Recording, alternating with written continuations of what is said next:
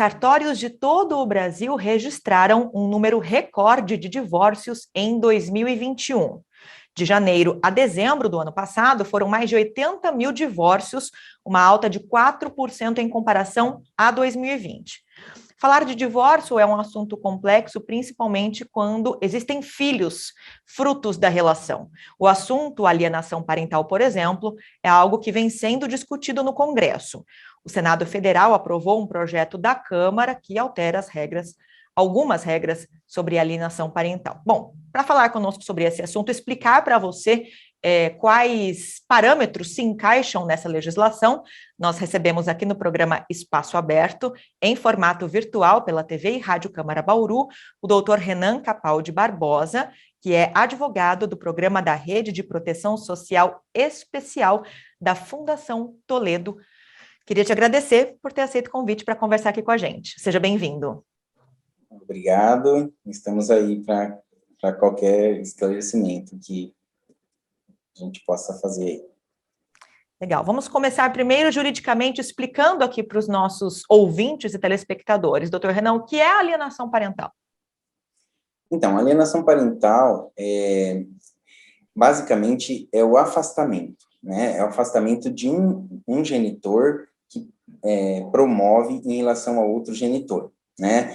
Esse contexto de alienação parental, ele é antigo, apesar da gente ter a lei da alienação parental ali em 2010, lei 12.318, esse conceito ele vem lá desde 1985, né, quando o psicólogo americano Richard Gardner, ele através de estudos ali em relação a crianças que passavam por processos ali de separação, de divórcio, de modificação de guarda, ele percebia que um dos genitores acabava treinando a criança para romper laços afetivos com outro cônjuge, né? Ocasionando fortes sentimentos de ansiedade e temor em relação ao outro genitor. Então, a partir desses estudos, tal, é que chegamos em 2010, né, com a tipificação da lei da alienação parental, e o artigo 2º da lei traz o conceito. Então, alienação parental é interferência na formação psicológica da criança ou do adolescente, promovida ou induzida por um dos genitores, pelos avós, pelos que tenham a criança ou adolescente sob sua autoridade, guarda ou vigilância, para que, então, repudie o outro genitor ou cause prejuízo ao estabelecimento ou manutenção de vínculos com estes.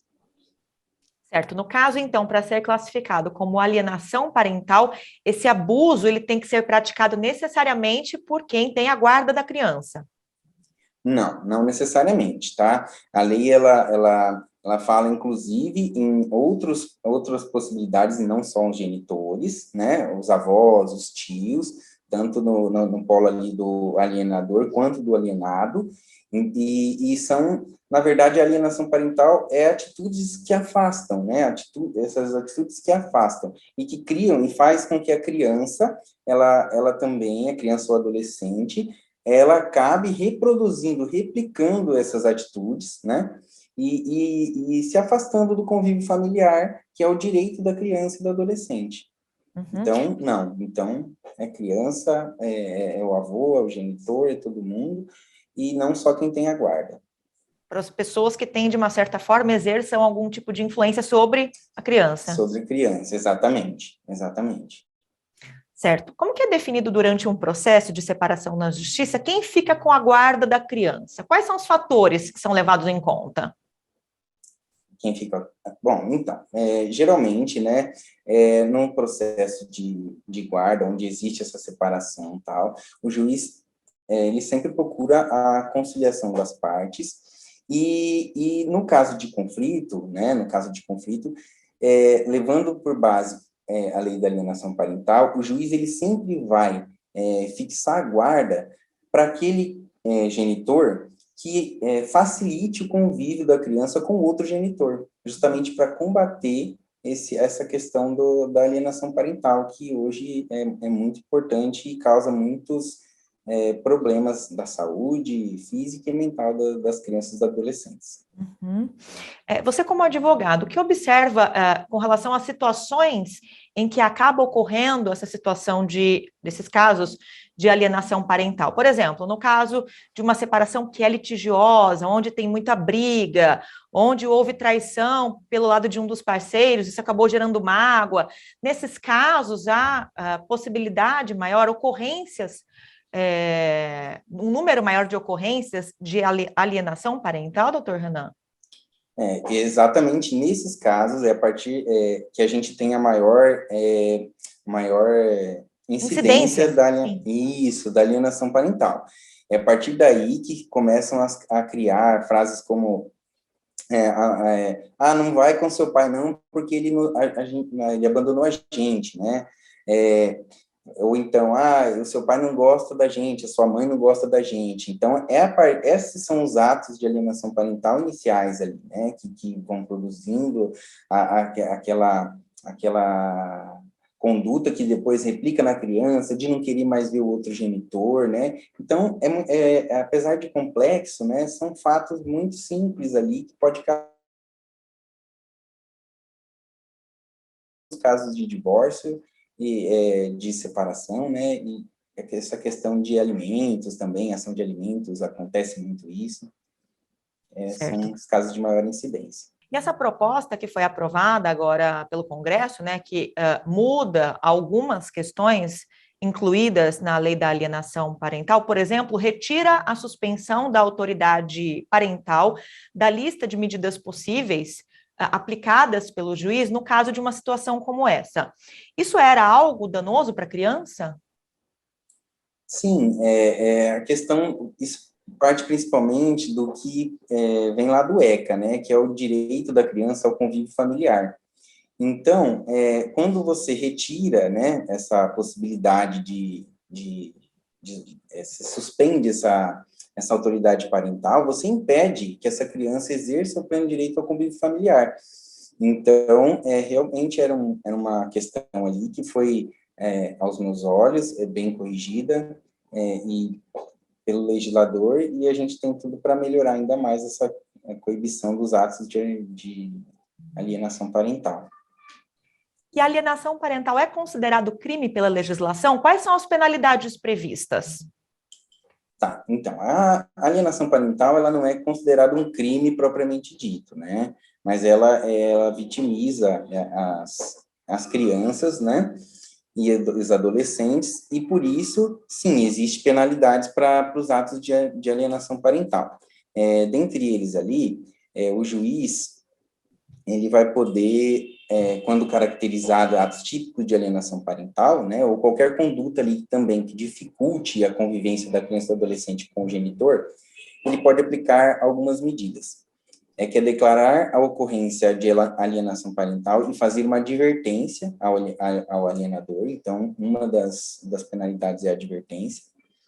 Ele pode ampliar o regime de convivência familiar em favor do genitor alienado, então ele pode determinar, por exemplo, a questão das visitas de forma mais constante, para que não haja essa separação da criança e do adolescente de uma forma que a alienação parental ela possa ficar cada vez mais forte. Tem a questão da multa, o juiz também pode aplicar ao alienador multa, determinar acompanhamento psicológico ou biopsicossocial também para essa criança, e também fixar fixar de forma cautelar o domicílio da criança e do adolescente para evitar que exista mudança de endereço, justamente para o genitor alienante afastar a criança do genitor alienado ali. Essas são as principais penalidades ali que existem na lei, né? Outra questão que é legal colocar é que como a alienação parental é um abuso moral, né, também pode gerar a criança e ao adolescente, bem como o genitor alienado, a questão do dano moral, né, que isso tem que ser discutido no processo certinho, mas também existe essa possibilidade. Ou seja, dessa forma, então, né, a partir dessas situações que você colocou, que a justiça intermedia uma situação em que há alienação parental por um dos genitores da criança. Exatamente, exatamente, através dessas medidas ali que o juiz, né, ele coloca ali limites, né, e deve colocar, inclusive a lei fala que em uma ação de divórcio, por exemplo, em uma ação de alimentos, de forma, e for detectada essa questão, até mesmo não sendo uma ação específica, deve o juiz ali incidentalmente decidir essa questão da alienação parental de forma imediata. Uhum. Doutor Renan, a lei da alienação parental, né, onde estão incluídos todos esses parâmetros, completa agora 12 anos em 2022. Existem alguns especialistas, algumas pessoas ligadas à área jurídica que defendem a revogação dessa lei. Por que essa legislação ainda é tão controversa? Então, essa legislação, ela é, na verdade, no mundo inteiro, assim, uma das primeiras legislações que abordam esse tema, né? Esse tema, ele começou com Richard Gardner, que é um psicólogo americano, que trouxe a questão de ser uma síndrome da alienação parental. Então, isso ele colocou esse nome, mas até hoje não foi reconhecido ainda como uma doença, né? Não existe uma CID ali e tal. Então, os legisladores, os juristas, eles debatem muito se não se trata apenas de um conflito, né? De um conflito decorrente de uma separação judicial mesmo, e que se isso deveria ser levado e classificado em ato separado como uma lei própria, como já existe aqui no Brasil. Enfim, há várias teorias nesse sentido também, de que seria apenas um conflito.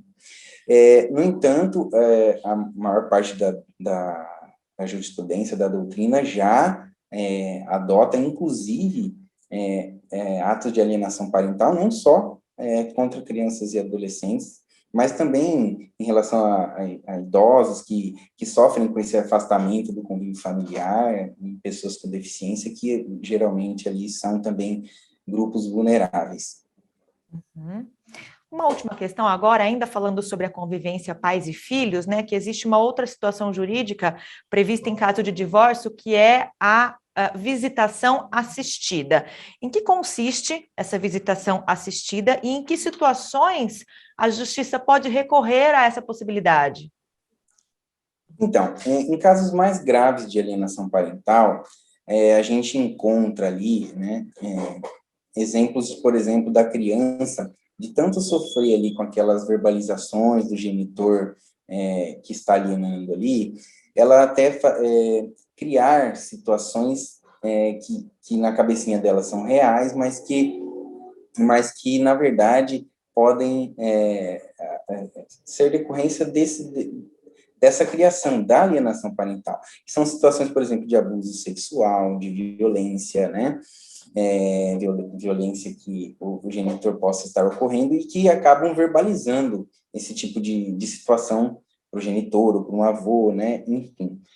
E aí, nessas situações, geralmente, o juiz, ele se encontra numa encruzilhada, né? Como é que eu faço com essa verbalização? Eu estou vendo indícios ali de alienação parental, mas eu preciso preservar o convívio dessa criança com outro genitor, com a família. Como é que faz nessas situações? Então, a gente tem esse mecanismo hoje, né, que a meu ver, ele é muito importante, do juiz poder ter esse recurso de determinar essa visitação assistida, que é contar com o apoio de especialistas ali, principalmente psicólogo e assistente social, que é o setor técnico do fórum, né, que vão assistir as visitas do genitor, do possível agressor, de um abuso sexual ou de alguma coisa assim, para que dentro dessa visita assistida, eles possam ver como a criança, como o adolescente ali se convive com aquela pessoa, para que eles cheguem a uma conclusão mais precisa sobre a situação, sobre se existe alienação parental, sobre se realmente aconteceu aquela situação verbalizada de abuso ou de violência, né?